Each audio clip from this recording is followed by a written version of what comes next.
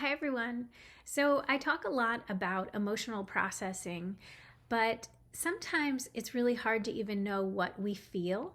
And so, that's what I want to talk to you about today about how to recognize an emotion when you have it.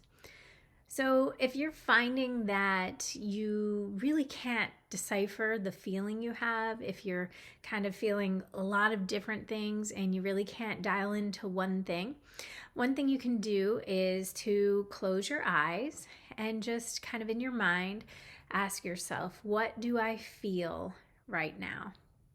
And something will come to the surface for you. It might be anger, it might be sadness, it might be grief, it might be confusion, it might be overwhelm. A lot of times that's what we feel. A lot of times we feel overwhelmed, and that is because all of those other feelings can be sort of underneath that umbrella. And it almost can feel like we're being attacked by all those feelings at one time. And that's how they present. They present in that overwhelmed feeling. So when you get that name for the emotion you have, the next thing I would suggest you do is kind of scan your body and see if there's a place that you are actually feeling that emotion physically. It might be a tightness in your throat or a heaviness in your chest or an unease in your stomach, or you might have pain in your back or your neck. It might be a kind of a pinching between your eyes or a headache happening.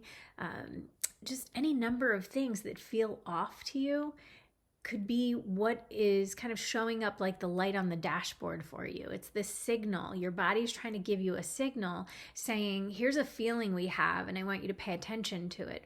So those sensations in your body can be really helpful to recognize when you have something emotional that you need to process. So what I suggest again is to close your eyes, ask yourself the feeling. When it comes to mind, then go ahead and try and figure out where physically you are feeling it. Once you have those two things determined, that can give you a place to start from to begin to work through that emotion. I'm going to do another video and share again in the next few days about EFT, or emotional freedom technique tapping, as it's sometimes called, which I have done videos on in the past, but it's been a little while, so I'm going to do a new one going through the process of tapping. And that is a really great way to help work through a feeling when you have it. So be on the lookout for that.